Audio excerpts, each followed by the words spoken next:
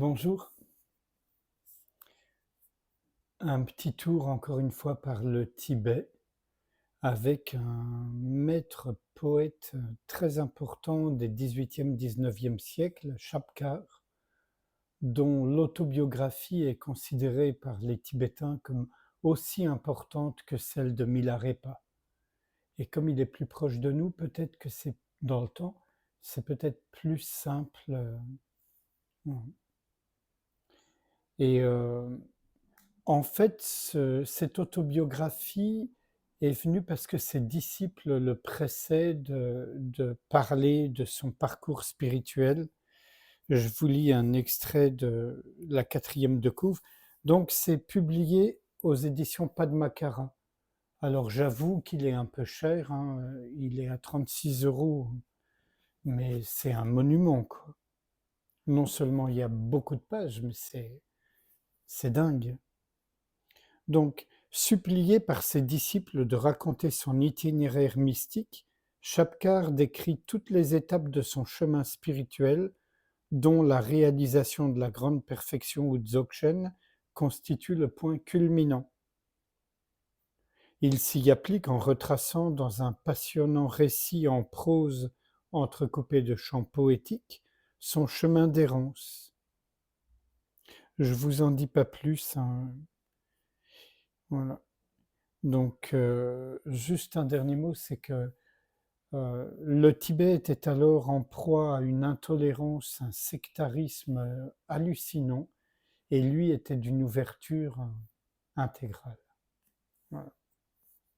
Comme quoi, à toutes les époques, on a des sectaires et des gens ouverts, mais on le savait déjà. Donc, un premier extrait un peu long, alors c'est en poésie en réalité.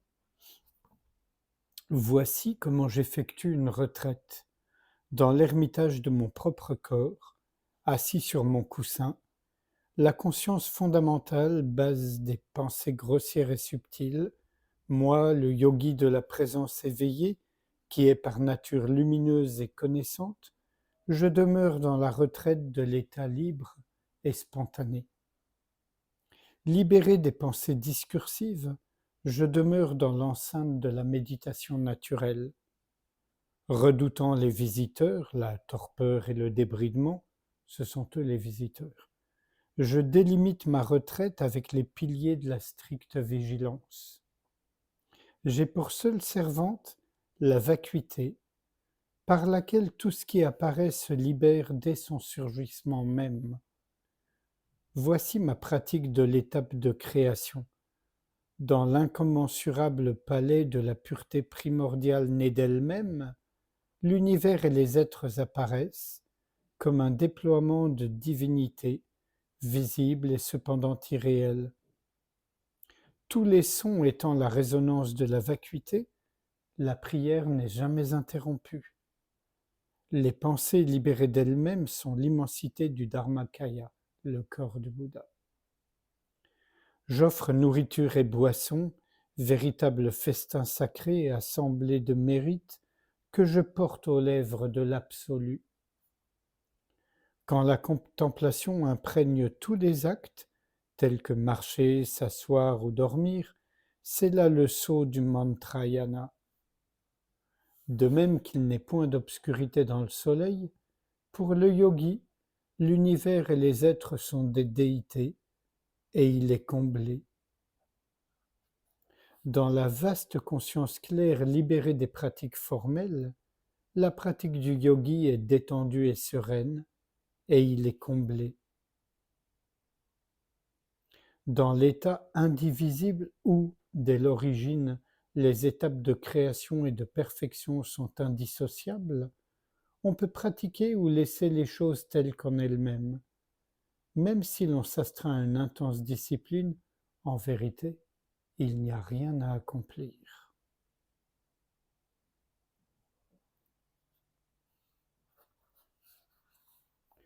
Juste la fin du poème parce que c'est trop drôle, il a longuement explicité, etc., etc. Et il finit par écrire Ha ha, je ne faisais que plaisanter, car je n'ai jamais rien fait de tel. bien sûr, puisqu'il n'y a plus personne pour faire.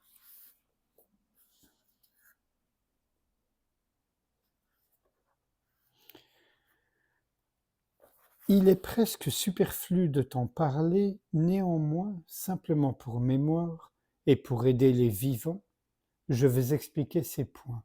Écoute bien.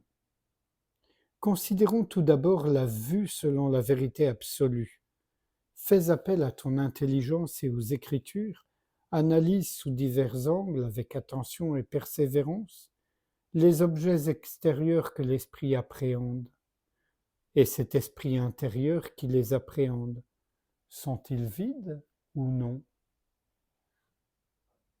Examine-les attentivement. Il n'y a rien à déceler. Comprends que la nature des phénomènes est vide.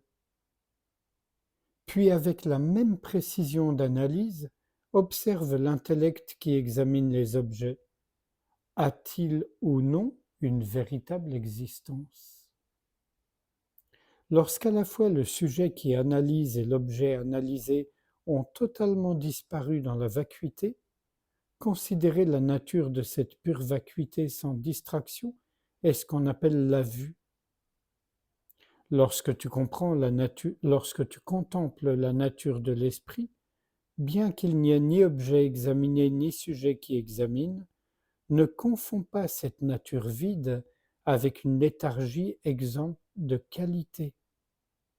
Lors de cette pratique, demeure en équanimité, en un état pareil au ciel, clair au dedans, clair au dehors, clair et vide, transparent. Bien qu'il n'y ait ni objet de méditation ni sujet qui médite, sans excitation ni somnolence, maintiens fermement cette présence éveillée. Quand tu préserves cet état naturel qui est liberté, pure vacuité, et exempt de concepts restrictifs tels que existence et non-existence, éternité et néant, mouvement, similitude et différence, bien qu'il n'y ait ni objet d'analyse ni sujet analysant, ne te livre pas à des actes inconsidérés tel un enfant étourdi. Contemple simplement le spectacle des apparences irréelles sans croire un seul instant qu'elles aient une existence tangible intrinsèque. Pardon. Ah oui, j'avais un dernier petit extrait. Les apparences sont ample vastitude, libre et sereine. J'entonne ce chant, l'esprit heureux et dégagé. À contempler son propre esprit, source des phénomènes, rien que claire vacuité, rien de concret à prendre pour réel. Présence transparente, infinie ouverture, sans dehors ni dedans, tout embrassante, sans frontières ni direction. L'immensité infinie de la vue, véritable condition de l'esprit, tel le ciel, tel l'espace, n'a ni centre, ni pourtour, ni attache. Laissant tel quel ce qui apparaît, serein, je suis parvenu à la vaste plaine de l'immensité absolue.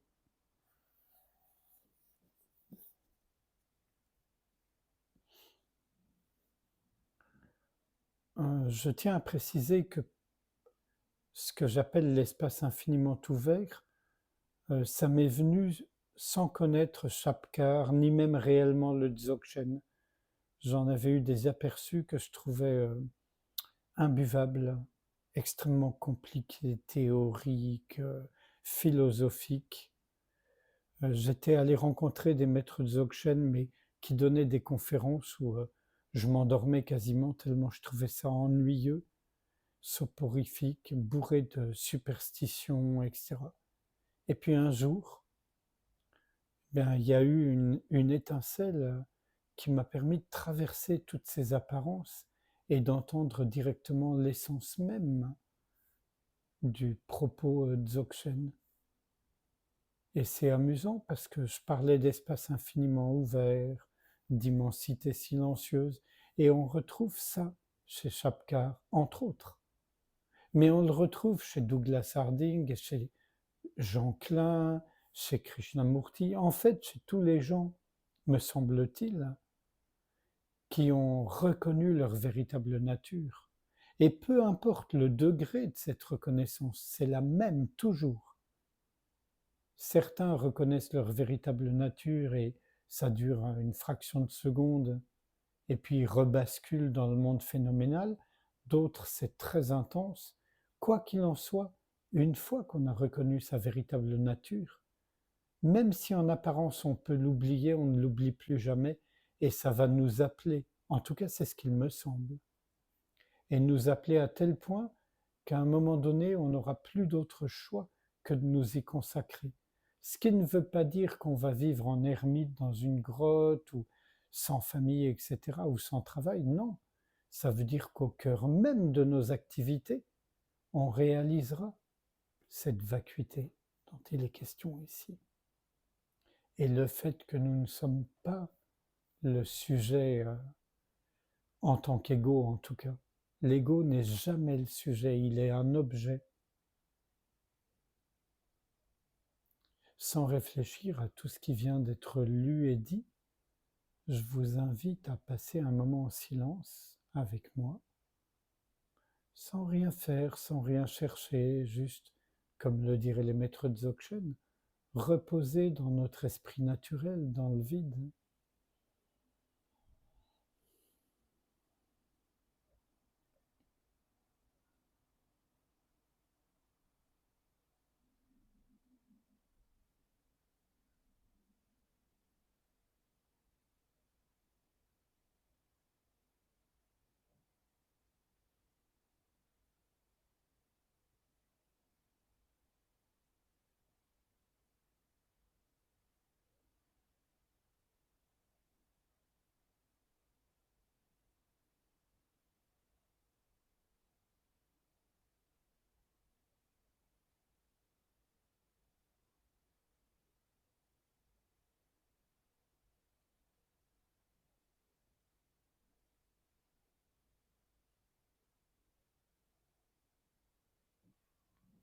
Je vous remercie.